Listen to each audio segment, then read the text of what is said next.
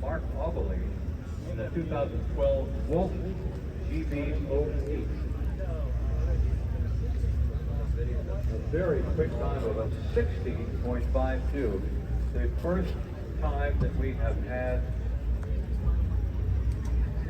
in the 60s. I think the fastest time up to now has been right around 70 seconds. Oh, we did a 67 for car 07, David Stoner's Corvette. But now a 60.52. I'm tempted to say that there could have been a timing error because that's extremely fast.